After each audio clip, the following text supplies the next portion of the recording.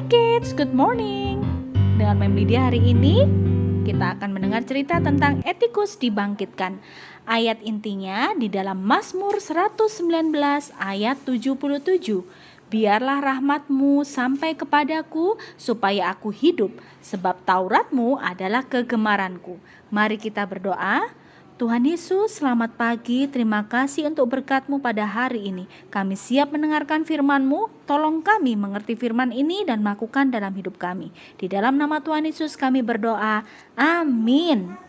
Nah, anak-anak, pada pagi hari ini kita akan mendengar kisah tentang Rasul Paulus di Troas atau etikus jatuh. Pada saat itu, Rasul Paulus sedang mengadakan perjalanan dengan kapal dari Filipi menuju Troas. Perjalanan itu menempuh waktu 4 hari, anak-anak. Dan setibanya di Troas, Rasul Paulus disambut oleh orang-orang percaya yang berada di sana. Mereka sangat merindukan Rasul Paulus. Jadi ketika Rasul Paulus datang, mereka sangat bergembira untuk mendengar cerita-cerita pelayanan Rasul Paulus di tempat yang lain. Mereka berkumpul di ruang atas. Di ruang atas itu banyak dinyalakan lampu dan Rasul Paulus berada di lantai 3. Di ruangan itu ada seorang anak muda bernama Etikus. Karena ruangan itu penuh sesak, maka Etikus merasa kepanasan dan dia pun duduk di jendela. Karena Paulus berbicara sangat lama, akhirnya Etikus dia mulai mengantuk.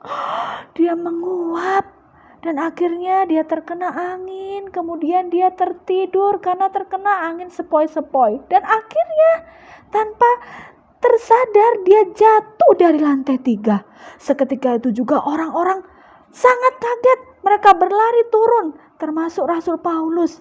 Dan ketika Rasul Paulus dan orang-orang di sana melihat Etikus, mereka menemukan bahwa dia sudah mati.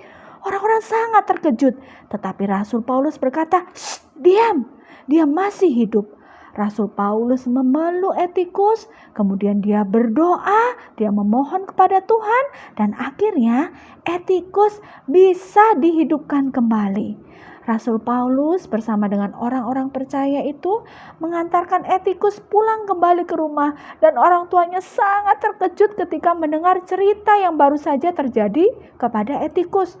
Mereka mengucap syukur karena kuasa Tuhan bekerja secara sempurna dalam diri Etikus. Dan Rasul Paulus menceritakan tentang kebesaran kasih Tuhan.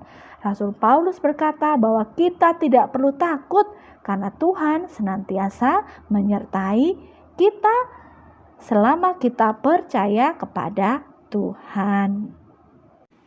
Mari kita berdoa. Tuhan Yesus, terima kasih karena Engkau selalu menjaga dan memelihara kami. Terima kasih karena Engkau tidak akan pernah meninggalkan kami. Berkati kami sepanjang hari ini Tuhan, dalam nama Tuhan Yesus kami berdoa. Amin.